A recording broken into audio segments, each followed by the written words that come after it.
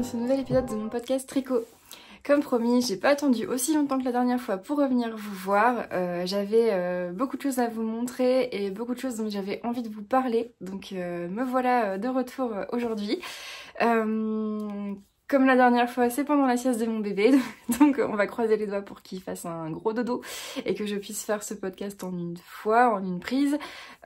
Si c'est pas le cas, je ferai un tournage supplémentaire ce soir ou demain, on verra bien. Mais dans tous les cas, la vidéo devrait pas tarder, je pourrais, je pense, la publier dans les jours à venir, donc elle devrait pas trop traîner. On va commencer tout de suite avec un projet qui est presque terminé. Mais qui l'est pas complètement. C'est mon Gloam, mon gilet Gloam de Caitlin Hunter que je vous avais présenté là dans le podcast précédent que je venais de commencer. Je vous montre, il est quand même bien avancé, hein, il est presque terminé. Le voici, je me recule un petit peu. Le voici, le joli gilet Gloam. Alors, quand je vous l'ai montré la dernière fois, je pense que j'avais fait le dos, une partie du dos, enfin j'étais vraiment au début je pense.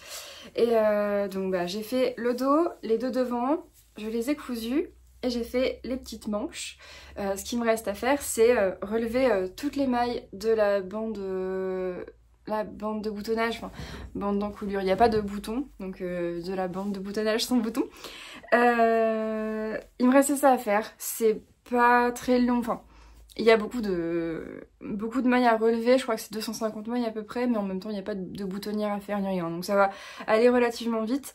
Mais je voulais vous le montrer dans le podcast, je voulais tourner ce podcast aujourd'hui et donc il me resterait ça à faire pour le prochain. Je pourrais le porter complètement terminé dans le prochain.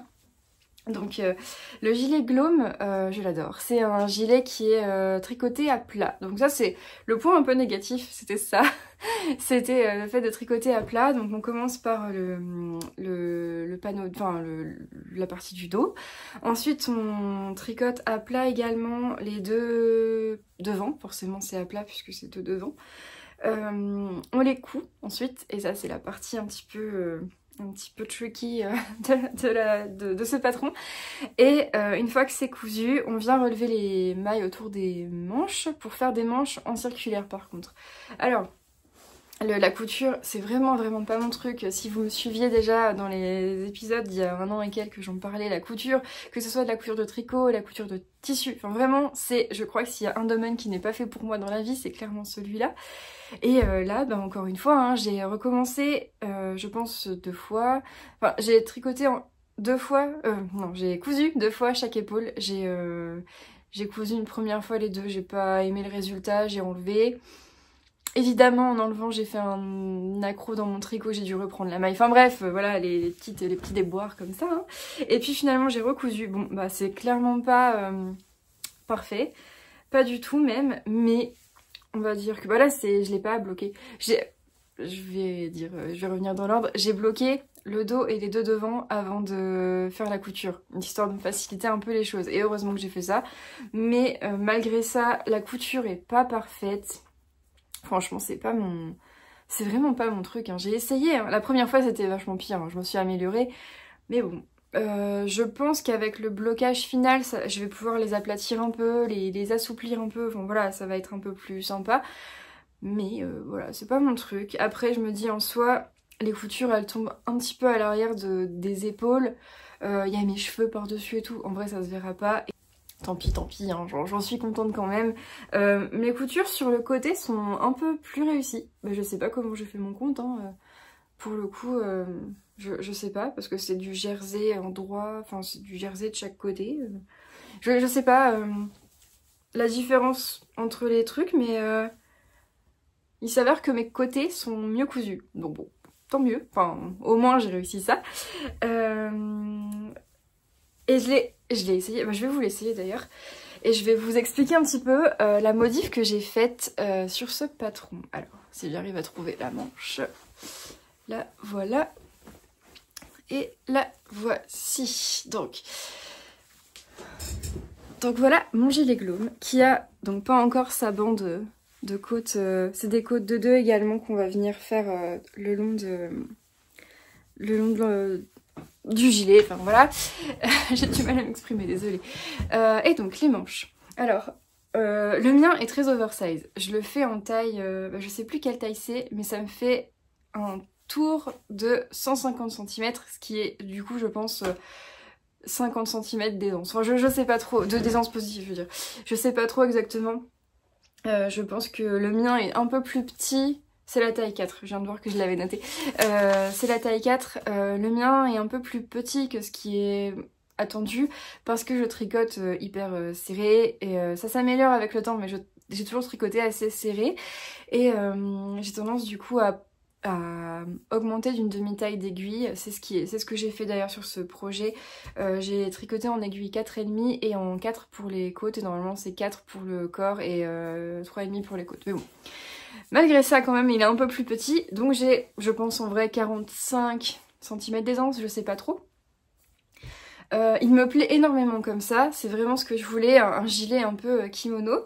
Par contre, les manches, alors j'étais un peu sceptique quand je voyais le patron. Je me dis, bah, tous les modèles que je voyais tricoter étaient très beaux et sur certains, par contre, j'aimais pas les manches, comment elles tombaient, etc. Mais bon, je me suis dit, on va voir sur moi ce que ça donne, je peux pas savoir à l'avance. Et j'ai tricoté donc une première manche qui est là. Voilà, la première manche de mon Glome que j'ai tricoté. En fait, on vient relever les mailles et tricoter pas mal de jersey, enfin une quantité en centimètres qui est demandée, puis finir par des côtes. Et franchement, ça faisait pas beau parce que ça, vous voyez, là où les manches arrivent, on est au pli de mon coude, le pli de mon coude est là, on est quasiment au pli du coude, quoi. Et avec les manches, bah ça tombait. Elles sont très larges hein, les manches, il n'y a pas de diminution, il n'y a rien, donc c'est un tube assez large. Ça tombait vraiment pas beau, ça faisait très lourd du coup sur les bras, ça faisait un excès de tissu, enfin vraiment j'aimais pas trop. Sur moi ça allait pas bien. Et du coup, ce que j'ai fait, c'est que j'ai terminé cette première manche. J'ai relevé de l'autre côté les mailles et j'ai juste fait les quelques rangs de côtes qui sont demandés comme finition, sans faire le jersey avant. Et là, je trouve que c'est carrément mieux. Enfin, c'est exactement ce que j'attendais de mon gilet du coup.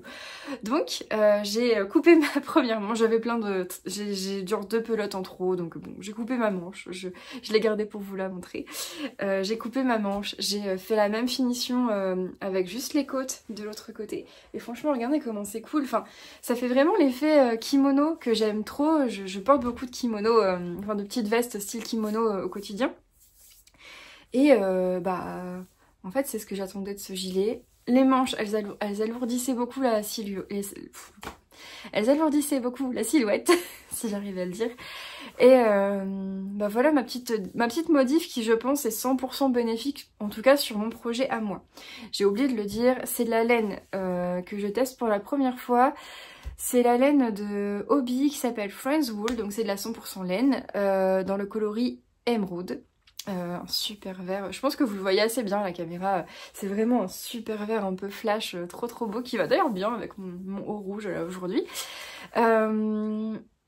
C'est la première fois que je la teste, c'est une laine qui est pas très chère, donc c'est pour ça que je me suis dit on va tenter. Sur un gilet qui du coup n'est pas porté à même la peau, bah c'est quand même un peu plus... C'est moins risqué on va dire que un pull qu'on portera vraiment... sans rien en dessous ou presque. Là on a toujours quelque chose sur le dos généralement en dessous d'un gilet. Alors j'en suis très contente, elle est super cool à tricoter, le point se définit vraiment très bien. Je sais pas si vous voyez mais je pense que oui vous voyez bien. La définition du point est superbe.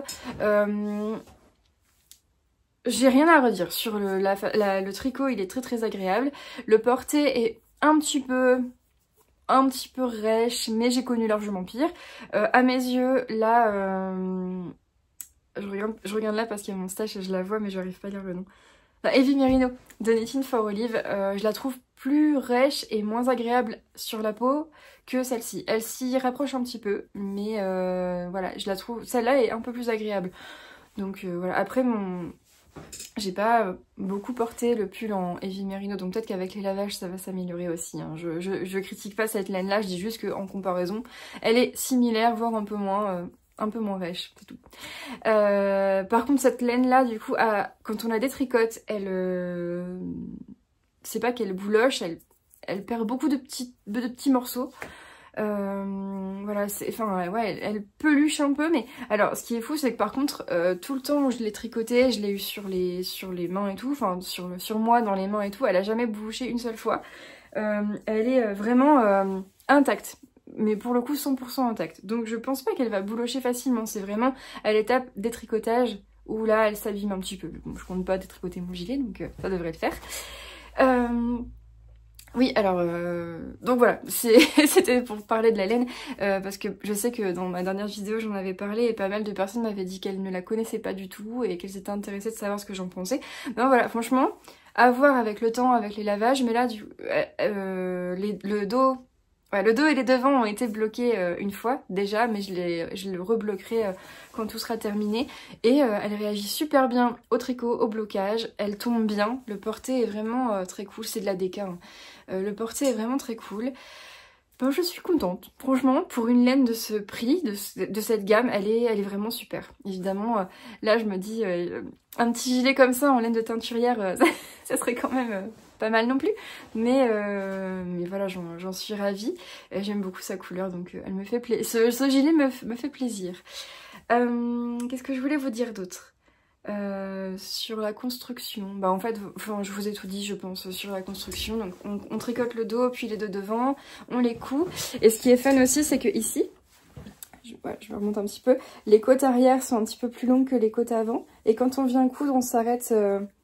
juste au début des côtes pour faire un petit côté fendu qui est sympa, donc voilà. Bah je vais l'enlever, pourquoi qu'il va bien avec ma tenue, mais je vais l'enlever. Voilà pour le glaume. Est-ce que je vous ai tout dit? Bah non, ouais, j'ai rien oublié, c'est bon, tout est dit. Je pense que donc à la prochaine vidéo, bah, la bande d'encolure sera faite et il sera fini, bloqué, et je pourrai le porter. Un très bonne expérience si on oublie le fait qu'il faut le coudre. Mais si vous êtes plus doué en couture que moi, il devrait y avoir aucun problème. Je pense que ce que j'aurais dû faire, c'est que quand on fait le dos, en fait j'aurais très bien pu relever les mailles des épaules pour faire les devants à partir des épaules, et j'aurais eu que le côté à coudre, mais j'y ai pas pensé. Et c'est pas indiqué dans le patron, donc j'y ai pas pensé. Et voilà, si vous voulez le faire éventuellement, ben pensez à ça. Pensez que vous pouvez relever très facilement les mailles des épaules et le construire de cette manière. Donc voilà, j'aurais dû faire ça, mais c'est pas bien grave. J'ai hâte de le voir bloqué quand même, et avec la bande d'encolure, voir comment il tombe et tout ça. Mais je l'aime beaucoup et c'est un projet que j'ai vraiment apprécié et que j'ai hâte de porter, qui sera en plus parfait pour les mi-saisons et même pour les soirs d'été, vu que j'ai pas fait des manches trop longues, il va être top et je vais pouvoir le porter assez souvent et j'ai très hâte. Donc ça c'était un projet que vous avez déjà montré dans la vidéo précédente. La Ruskin Scarf je l'ai pas beaucoup avancé, j'ai fait quelques rangs par-ci par-là, mais rien de significatif. Je vais arrêter de me presser comme ça. Rien de significatif, donc je vous la montre pas, je vous la montrerai vraiment quand elle aura bien avancé. Pareil pour les laines que j'aurais utilisées pour l'écharpe, je vous présenterai tout en détail quand elle sera terminée, parce que même là actuellement je sais pas quelle laine je vais utiliser pour la suite. Je vais faire un petit peu avec mes restes selon les motifs, selon les couleurs qui me tentent sur le moment, donc je vous présenterai tout en détail quand elle sera terminée, mais elle avance petit à petit, elle suit son chemin et c'est un projet qui me plaît toujours énormément. Donc voilà. Pour ce qui est des projets que je vous ai montrés la dernière fois, c'est tout. Le reste c'est des castones, des nouveaux projets. Et on va commencer par... donc il y en a deux, hein. Il n'y en a pas 10 000 non plus. Comme j'avais dit, je me suis pas trop éparpillée. J'ai été sage. J'ai presque fini mon glaume. J'ai castonné 2 projets, dont une chaussette. Franchement, ça va. Mais le projet que je vais vous montrer maintenant, c'est pas la chaussette, c'est le t-shirt Tia de Audrey Borrego, que je tricote en laine mer sombre de Bulbevizard sa merino sock extra fine, enfin la laine à chaussettes, enfin celle avec du nylon quoi, qui est 85% merino, 15% nylon, que j'ai acheté à la vente de une tasse de fil et d'aiguille il y a quelques semaines. Le coloris mer sombre qui est incroyable. Enfin voilà, déjà en écheveau il était magnifique, je vous l'avais montré.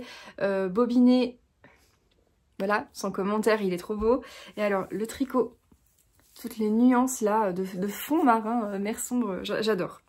Et donc je me suis lancée sur le t-shirt Tia. C'était un peu ce que j'avais en tête le jour où j'ai acheté la laine. Déjà je me suis pris 3 écheveaux et quand Pauline m'avait demandé ce que j'avais envie de faire avec, j'avais déjà parlé du Tia parce qu'elle venait de terminer le sien en plus et il m'avait beaucoup plu. J'avais envie de me le faire un petit peu oversize aussi, un peu fluide, surtout pour l'été, j'aime bien. Parce que oui, je porterai du mérino en été, il n'y a aucun problème. Donc je me suis lancée assez rapidement, j'avais trop hâte de castonner ma laine que j'avais achetée. Et j'en suis... Donc là c'est le devant, on commence par le devant, on commence par la première épaule, la deuxième épaule, on les rejoint en montant des mailles... Désolée, il est tout emmêlé mon fil. En montant des mailles pour le col. Et on déroule jusqu'à un certain nombre de centimètres. Là, j'en suis arrivée au point où je mets les mailles en attente pour ensuite relever, faire les épaules du dos, enfin le dos, etc.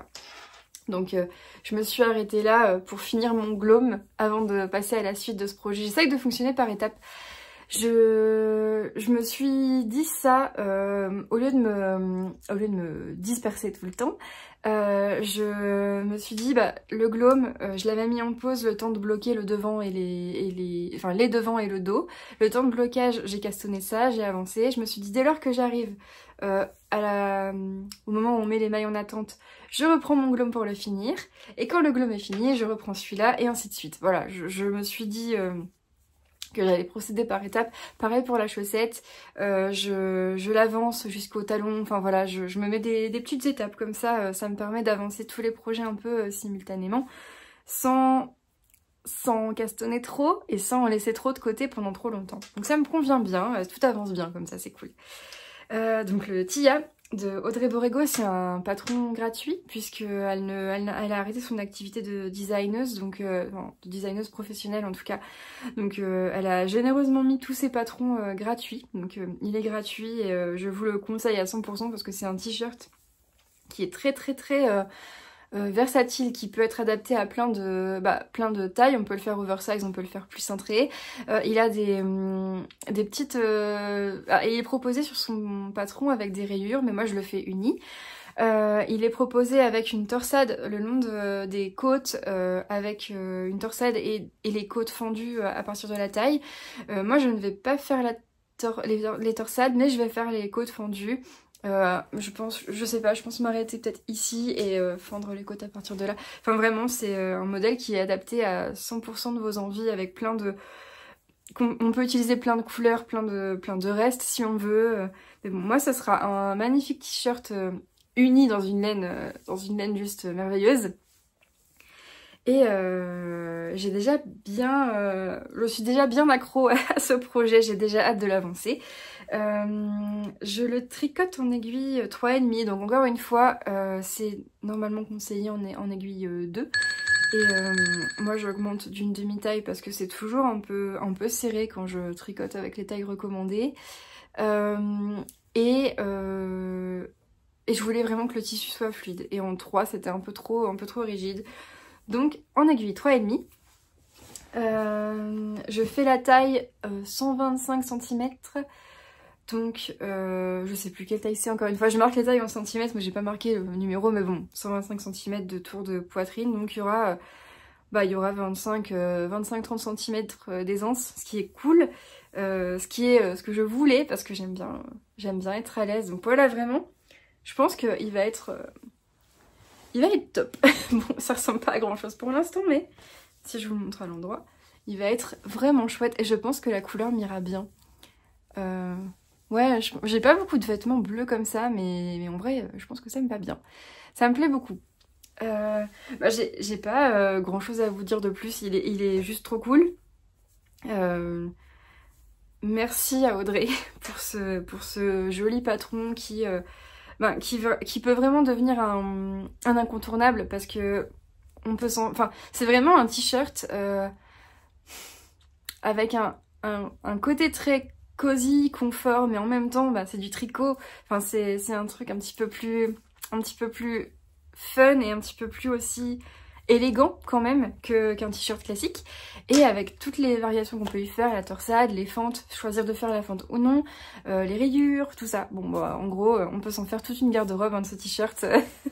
il est vraiment cool, il est facile à faire, il est accessible à mon cerveau et à mon tricot détente avec un petit bébé qui joue dans les parages et tout ça, donc c'est vraiment un projet trop cool que j'ai hâte de continuer.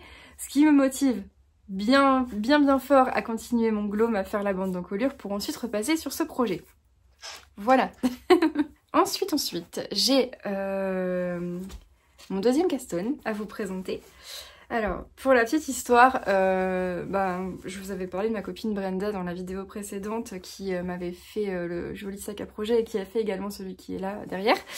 En discutant l'autre jour, on s'est rendu compte que ça faisait 2 ans ce jour-là, enfin plus ou moins à quelques jours près, qu'on se parlait, qu'on se connaissait, qu'on s'est rencontrés via le tricot, via ma chaîne d'ailleurs je crois. Et voilà, on s'est mis à papoter comme ça, et donc ça fait 2 ans qu'on se parle, et on se dit, elle m'a dit je crois pour fêter ça, on se fait un petit caston. Donc oui, je dis oui ok, mais une chaussette, parce que c'est le seul truc que j'ai le droit de castonner en ce moment, et qui me prendra pas trop de temps, et qui arrivera à avancer malgré les autres projets en parallèle. Et après quelques petites recherches, on s'est lancé sur la chaussette Leap Year de Leap Year Sock de Summerly Design Co. Et la voici. Elle a fini sa première chaussette et castonné la deuxième. Elle a déjà fait les côtes de la deuxième. Moi, j'en suis que là. Mais c'est pas grave. J'en suis très fière. ça fait 1 semaine, hein, ça fait pas très longtemps. Hein, elle tricote très vite. Plus que moi, en tout cas. Vraiment, énorme coup de cœur sur ce patron. Alors, c'est aussi un patron gratuit. Ouais, en fait, je tricote que des patrons gratuits à part le Glaume. Mais le Glaume, c'est un patron que j'avais depuis plusieurs années. Donc... je dépense pas beaucoup d'argent en patron en ce moment. Si ça vous intéresse, en tout cas, c'est des bonnes petites sélections de patrons. Donc le patron de Summerly, le Leap Year, il était, elle l'a offert, je crois. Non, c'était il y a 1 an. Parce que 2024 c'était une année bisextile et c'était pour l'année bisextile, il me semble. Enfin, voilà. Donc une magnifique chaussette qui est tricotée sur le modèle de Summerly Design avec du tweed, et Brenda et moi, on avait toutes les deux un écheveau de tweed à utiliser, donc on s'est dit bah on part sur du tweed. Pour les côtes, j'ai pris de la Arwetta de Filcolana en couleur beige et en couleur rouge, le rouge de Chine, le rouge que j'ai utilisé aussi pour mon Kurt dans la vidéo précédente là. C'est toujours un reste que j'ai. Le corps de la chaussette, le coloris principal de la chaussette, c'est la laine tweed de Bulbe Bizarre. Je tricote beaucoup de Bulbe Bizarre en ce moment, mais forcément je suis allée à la vente le mois dernier, donc j'ai des laines à utiliser. Donc c'est la laine tweed en coloris Central Park, qui est incroyable. Les nuances de couleurs sont juste folles. Et donc c'est une jolie chaussette à texture, c'est une texture vraiment très simple et addictive quoi, c'est une maille glissée toutes les 3 mailles en vert, voilà, un rond sur 2, enfin c'est super facile à faire, et juste le résultat est trop cool. C'est vraiment des chaussettes qui vont être super fun, j'aime trop la combinaison rouge-beige et puis ce coloris là, je suis trop fan. Je suis très heureuse d'avoir castonné cette chaussette avec ma copine. Je fais la taille M qui est 64 mailles, c'est la taille que je fais à chaque fois pour les chaussettes, donc c'est ma taille habituelle. Je les tricote sur des aiguilles mini circulaires de Xiaogu de 25. Et il n'y a que pour les chaussettes où je réduis pas ma taille d'aiguille, parce que non, pour le coup en chaussettes ça me convient bien comme ça, elles ont la souplesse qu'il faut, l'élasticité qu'il faut, donc pour les chaussettes je change pas de taille d'aiguille. Et j'en suis trop contente. Je suis bientôt arrivée là où je vais commencer le talon, je crois qu'il me reste quelques rangs à faire, et puis j'y serai. Donc prochaine étape, le talon, et j'ai très hâte d'avoir cette paire et de pouvoir les porter. Je pense que bon, même si on arrive en été bientôt, je les porterai le soir ou la nuit quand je dois aller rendormir mon bébé et que le sol est froid quand je sors du lit. Mais voilà. Les super chaussettes, Leap Year Sock, je vous recommande. Les patrons de Summerly, c'est mon premier, mais celui-là je vous le recommande déjà à 100%. Mais c'est vrai que ça fait un moment que j'avais hâte de tester ces patrons. Voilà, ça sera pas le dernier. Vraiment en ce moment j'ai envie de chaussettes tricoter et colorer et tout ça, et je bave sur les patrons de Summerly. J'envisage de peut-être m'acheter le club, maintenant qu'il est bientôt fini. En plus, bon, je pourrais peut-être m'acheter avec tous les designs dedans. Je vais me pencher un peu plus sur la question, sur ses designs, sur ce qu'elle a fait et tout, mais il y en a tellement qui me plaisent. En fait, son univers de chaussettes me plaît...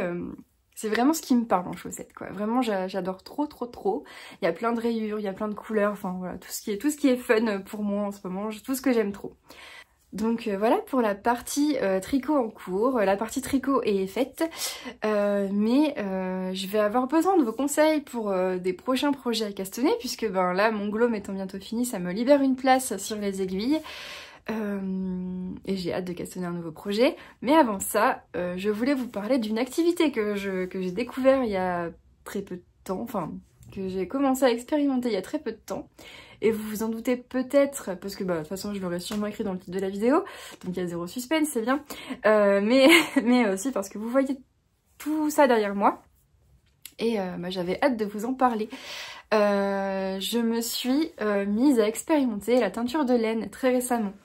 Ça me faisait envie depuis super longtemps. Enfin évidemment que quand on est illustratrice et qu'on aime la peinture, la couleur, le dessin, tout ça, l'art globalement, évidemment que mélanger des couleurs et faire de la laine teinte à la main avec des couleurs qu'on imagine, des variations de couleurs, etc. Ça ne peut que me faire, voilà, vibrer d'envie d'essayer. Et bah, j'avais jamais trop envisagé ça. Et puis finalement, en parlant avec mon mari il y a pas très longtemps, lui qui est fan de l'univers tricot, hein, à chaque fois qu'il vient avec moi sur un événement qui concerne le tricot, il est trop content, il aime bien l'ambiance, il aime bien tout ça, et il est content que je tricote et tout. Enfin, c'est vraiment trop marrant et trop fun. Donc je lui en parle et puis bon, je me suis dit... Enfin voilà, j'en parle comme ça, et puis en fait il m'a directement poussé à tenter, et il me dit mais vas-y, prends-toi un petit set pour démarrer, tu vas pouvoir essayer tout ça. Et ce qu'on a fait, c'est que la journée la veille de la fête des mères, il m'a dit vas-y, aujourd'hui je gère le petit à 100%, fais des teintures, fais des expérimentations, tout ça. Donc c'était trop cool, j'ai passé une super bonne journée. J'ai vraiment passé un bon moment. Dès le matin, j'étais au taquet, j'avais tout préparé la veille et tout. Enfin, vraiment, j'attendais que ça avec impatience depuis quelques semaines, depuis que j'avais acheté un peu mes stocks de laine, de pigments, tout ça, quoi, pour essayer. Et bah, j'ai commencé à faire des tests et bah, je suis trop contente. Je suis trop heureuse d'avoir commencé à expérimenter ça. C'est un travail de la couleur qui me fascine et qui me plaît. Genre, c'est un peu préparer les pigments avec de l'eau, etc. Préparer les laines et tout. Ça fait vraiment un peu atelier de potions magiques et tout. Ça me fait vraiment trop rire. Et j'adore ça. Et je me suis trop amusée à mélanger les couleurs, à choisir ce que j'allais mettre, à choisir tout ça. Et bah, j'ai quand même des choses sympas à vous montrer, et j'ai pas fait qu'une seule séance, hein. J'en ai fait plusieurs là depuis, j'ai fait des petites sessions par-ci par-là quand j'avais un petit peu de temps et tout, et bah, je suis trop contente d'avoir découvert cette activité, donc j'avais hâte de revenir vous parler pour vous montrer tout ça. Je vais vous montrer par ordre chronologique de ce que j'ai fait. Parce que forcément, au tout début, j'ai fait un petit peu de petites boulettes. J'ai la première tentative, j'ai mis beaucoup trop de teinture dans mon eau sur mes échevaux. Et j'en suis ressortie avec ce superbe bleu. C'était pas ce que je voulais à la base, hein. Je voulais une couleur à variation et tout. Mais ma laine a complètement absorbé tout le bleu. Et donc, on est sur un magnifique bleu, bleu roi, bleu électrique bleu roi, enfin qui est super joli. Donc j'ai 2 échevaux de cette jolie couleur bleue. Et il me restait tellement de pigments dans l'eau, en fait, après la cuisson de ces deux échevaux, que j'ai fait un bain d'épuisement, entre guillemets. Je sais pas si on appelle ça un bain d'épuisement, quand les échevaux terminés ont cette couleur-là. Mais ils sont trop beaux, hein. Enfin, franchement, je suis trop contente, là. Donc là, on est sur un bleu bien vif. Et là, donc, sur un violet indigo, on va dire, avec quelques nuances de rose par-ci, par-là. Ah, on le voit bien ici, le rose. Je savais plus, mais il y a un écheveau où on le voit mieux. Je suis pas encore très forte, hein, pour twister les écheveaux. Donc, ils ressemblent parfois pas à grand-chose, mes écheveaux, mais bon, ça fait l'affaire pour l'instant. Celui-là, faut que je le refasse, c'était le tout premier que j'ai fait, je crois. Et ben voilà, donc mes premiers essais qui ont été pour le coup un petit oups quoi, un petit fail avec beaucoup trop de teinture dans l'eau, mais je m'en ressors avec 4 échevaux qui sont plutôt sympas et que je pourrais complètement utiliser dans des projets, enfin voilà, un bleu comme ça et ça, je vais clairement les utiliser, ils sont trop dans mes goûts, j'aime beaucoup ça. Donc voilà pour mon premier essai. Et le même jour, j'ai fait un autre essai, mais du coup en adaptant un petit peu mieux la dose de teinture utilisée. Et j'en suis ressortie avec ces 2 échevaux. Donc j'ai fait un mélange de bleu, de plusieurs verts, etc. Et on arrive à des laines à variation, comme je voulais faire. Et mais vraiment trop chouette quoi, avec plusieurs intensités. C'était vraiment mes échevaux de la découverte. Hein. Ceux-là c'était... Oh, j'aime trop les nuances de vert, de bleu pétrole qui se sont créées avec le vert et le bleu. Enfin, je suis vraiment trop heureuse. Donc, mes 2 échevaux que j'aime beaucoup. Ensuite, quelques temps après, j'ai refait une tentative sur le premier coloris que je voulais faire, qui était un mélange de bleu, violet, rose, etc. Un peu style... je m'étais inspirée un peu de l'univers japonais, les néons un peu japonais, enfin... J'ai quelques images en tête, notamment d'une illustration que j'avais faite il y a quelques années, et je m'étais inspirée de ça. Et deuxième essai, qui a été beaucoup plus concluant, le voici. Donc en fait c'était ça le résultat que j'attendais à la base, donc encore ce joli bleu électrique mélangé à du violet et du rose. Donc là, on voit quand même que j'ai réussi à mieux doser mes teintures. Donc les 3 échevaux sont du même bain, selon comment je les ai mis en écheveau, encore une fois il y a des zones qui ressortent un peu plus, mais c'est le même bain, ils se ressemblent. Donc je suis contente, je vais pouvoir en faire un truc vraiment fun. Et c'est pour ça que je vous disais que je vais avoir besoin peut-être de conseils sur des projets que je pourrais faire avec 2 ou 3 écheveaux, ou si vous imaginez quel coloris je pourrais marier ensemble et tout. J'ai envie d'avoir vos avis. J'ai aussi envie d'avoir vos avis sur ce que vous en pensez de mes teintures, parce que c'est vraiment une découverte pour moi et c'est de l'expérimentation à 100%. C'est comme quand on commence à apprendre à peindre, à dessiner et tout, il faut expérimenter encore et encore pour réussir à avoir le résultat, enfin à maîtriser le résultat qu'on imagine. Et autant au début, j'explorais tout ça, mais là je suis contente parce que c'est la chose... Enfin, c'est le visuel que j'avais en tête, que j'ai réussi à atteindre, et une fois en écheveau, c'est exactement ce que j'imaginais. Donc je suis vraiment très ravie de cette tentative qui a été pour moi une belle réussite. Donc voilà mes trois écheveaux. J'ai commencé à réfléchir à des noms à ces coloris. Je vous en parlerai peut-être une prochaine fois. J'aime bien réfléchir à ça, aux noms. Bref, j'en parlerai une prochaine fois. Je m'inspire un peu des illustrations que j'ai réalisées il y a quelques années ou il y a quelques mois, parce que forcément c'est des coloris que j'aime, pour en faire des coloris, et donc avec l'ambiance que j'imagine, avec les noms que j'imagine, enfin voilà. J'apprécie vraiment de découvrir ce loisir, et donc je me fais plaisir quoi. J'explore les noms, j'explore les thèmes, les couleurs à mélanger, tout ça, enfin voilà. Je m'amuse. Autre coloris que j'ai testé... on est encore une fois sur un heureux hasard, parce que c'est en apprenant qu'on découvre comment il faut faire telle ou telle chose, et j'avais un coloris en tête qui finalement n'a pas été... Enfin, je l'ai pas fait de la manière dont il fallait que je le fasse, ça j'ai découvert ça après forcément, mais par mon processus, je suis arrivée sur un résultat qui n'était pas celui que j'attendais, mais qui est trop beau, enfin que j'aime trop. Et voilà, donc voilà mon oups, encore une fois, mais qui là est vraiment un coloris que j'aime énormément. Et on est sur un coloris, moi je pense qu'ils vont pas trop mal, sur un corail un peu soutenu, mélangé à de la couleur un peu framboise et bordeaux. Donc il y a plein de nuances de rose et de corail, du rose clair entre guillemets. Ici on est sur la zone la plus rose claire je pense, avec du corail derrière, et quelques zones de bordeaux quoi.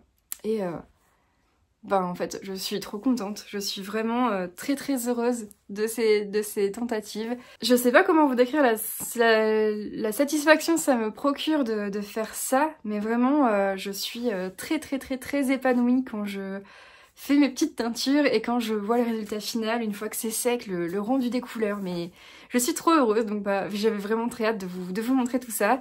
C'est pour ça que j'ai le sourire jusqu'aux oreilles en vous en parlant, hein, forcément. Et je me suis pas arrêtée là, j'ai continué. J'avais quelques petits mini que j'ai teints et avec les chevaux là, qui est format 100 grammes quoi. C'est de la fingering celle-ci, hein. Donc un nouveau coloris. Donc là on est sur des tons un peu orange, rouge, brique, foncé, plus ou moins foncé. Des touches de vert et de marron du coup dans les chevaux. Voilà, ça c'est encore un coloris... Bah, j'en ai fait qu'un grand celui-là, mais je pense que je m'en referai... Enfin, alors, prochaine étape, c'est réussir à reproduire un peu ce que j'ai fait. Parce que là, clairement, je suis dans l'expérimentation. Je note mes recettes, je note mes mélanges, je note les pourcentages de dilution, je note tout. Mais il faut quand même voir si j'arrive à les reproduire, parce que j'en suis qu'au tout début de mes expérimentations quand même, hein. Et voilà, ce coloris que je trouve incroyable. Et le dernier coloris, après c'est le dernier, j'en ai pas fait d'autres, mais j'ai déjà fait une quantité assez énorme d'écheveaux. Enfin vraiment, je me suis amusée, hein. Clairement vous pourrez le deviner, je me suis grave amusée. Et c'est ce coloris là, le dernier en date que j'ai fait. Et là c'est vrai qu'avec les derniers coloris que je vous montre, on est sur un résultat qui est vraiment très très plaisant pour moi, parce qu'on est sur... c'est très fidèle à ce que j'avais en tête. Donc on est sur la satisfaction maximum là, parce que vraiment là c'est un coloris que j'avais imaginé, que je voulais à tout prix et que j'ai réussi à sortir. Donc sur 3 écheveaux, donc des mélanges de verres, tout simplement des mélanges de plusieurs verres. Je suis trop contente. Donc voilà pourquoi j'étais pressée de vous retrouver en vidéo. C'était pour vous montrer toutes ces petites expérimentations.